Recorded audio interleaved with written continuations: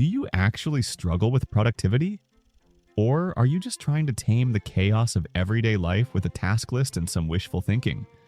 If you feel like you're constantly chasing time, putting out fires and finishing your days with that noble feeling of having just survived, maybe the issue isn't your lack of discipline. It's the lack of a solid plan. A plan that considers the most important thing you have: your time and how you spend it. What if I told you there's a technique where you literally schedule your procrastination and still end your day with peace of mind and tasks checked off? Welcome to the weird yet incredibly effective world of time blocking, or as I like to call it, the art of blocking your time before time blocks you. Now, I know what you're probably thinking. Scheduling every minute of my day?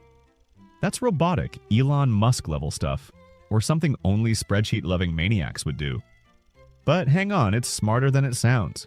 Time blocking basically turns your calendar into your ultimate productivity map, where every task or activity has its own dedicated space, specific time, and clear purpose. From huge projects down to the sneaky routines that usually sabotage our days, like checking emails, grocery shopping, or just staring into space, everything gets its place.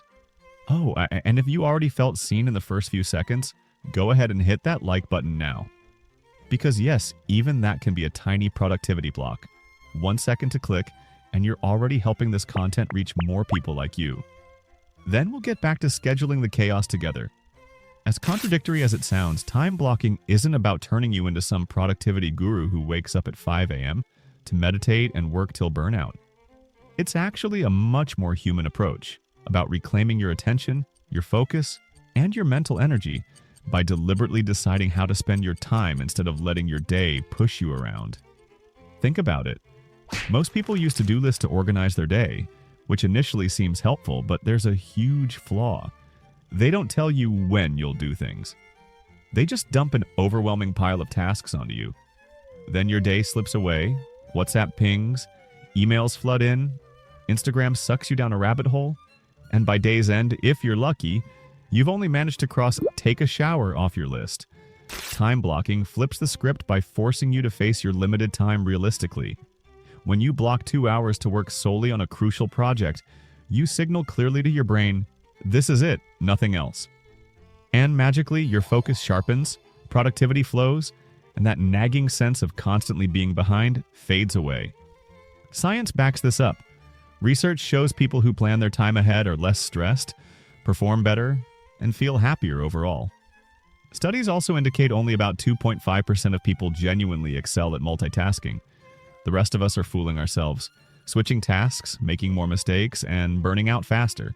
Cal Newport, author of Deep Work, famously stated that a 40-hour week structured with time blocking is more productive than a 60-hour week without structure. And he's not alone. Benjamin Franklin did this over 2 centuries ago. Elon Musk schedules his day in 5-minute intervals. And no, you don't have to be them, but you can certainly learn from them. The beauty of time blocking isn't just about getting more things done. It helps you get the right things done. By reserving time for your most important tasks, MITs, you shift from merely reacting to your day to acting intentionally and clearly.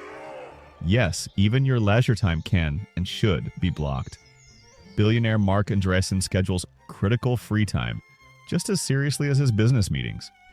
He gets something many of us overlook. If it doesn't go in the calendar, it doesn't happen. And that's the key. If you don't schedule your priorities, they'll inevitably be overtaken by someone else's. By the way, I want to hear from you. What part of your day always slips out of your control? The one that never fits in the plan, that always turns into chaos? Tell me in the comments. I'd love to see if we're all in this constant rerouting, or if it's just me losing my entire morning to non-urgent emails. Now, let's talk practical solutions. Because all this sounds great in theory, but how do you start? First, start small. Don't plan your entire day like a Roman general right away. Begin with one focused block, a single morning, a significant task, or that project you've been postponing.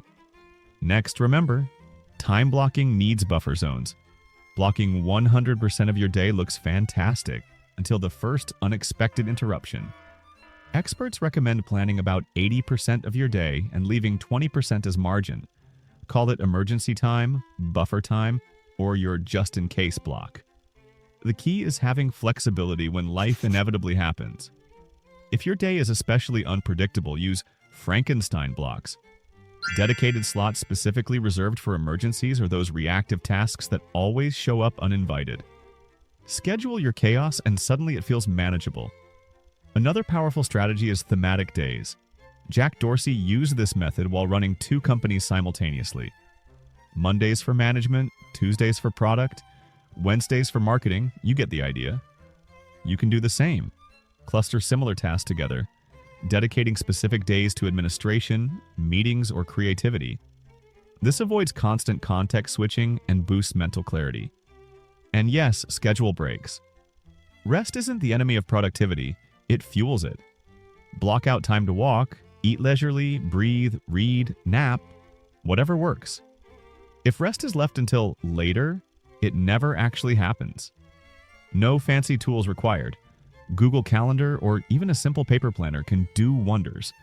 The best system is the one you actually use consistently. Imagine Zika, your average guy. He wakes up, glances at his to-do list, and thinks, I'll start with something easy. 5 hours later, he's checked off a bunch of trivial tasks and completely neglected what's truly important. Now, in an alternate universe where Zika uses time blocking, he wakes up, checks his calendar, sees he has from 9 to 11 a.m. to work on Project X.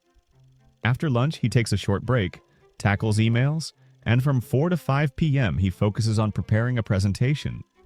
By 6, he's guilt-free on the sofa watching a series because he did exactly what needed doing. Nothing was accidental. He deliberately chose his day. That's the real promise of time blocking autonomy. And the best part, it's completely customizable. Want to plan only your mornings? Fine. Prefer 3-hour blocks? Great. Use it only a few days a week? Totally doable. You don't need to become Elon Musk, just someone who uses their time intentionally. Because ultimately, time blocking isn't about rigidly controlling every second. It's about clarity. It's about intentionally deciding where your attention goes. Now it's your choice. Will you continue living reactively, putting out fires, finishing days exhausted and frustrated? Or will you sit in the pilot seat and block your time for what truly matters? Start small. Block 1 hour tomorrow. For a project, for a dream, for a breath. And with time, pun intended, you'll realize it was never about lacking time. It was about lacking intention, clarity, and a real plan. So open your calendar, choose a time, name that block, and protect it like a meeting with your future, because that's exactly what it is. And if you're thinking, all right, I'll start time blocking, but do I really have to wake up at 5 a.m. for this to work? Hold up. In the next video, we're diving into this modern obsession with waking up in the dark and pretending that fixes everything. Click the card over here or save it to watch later.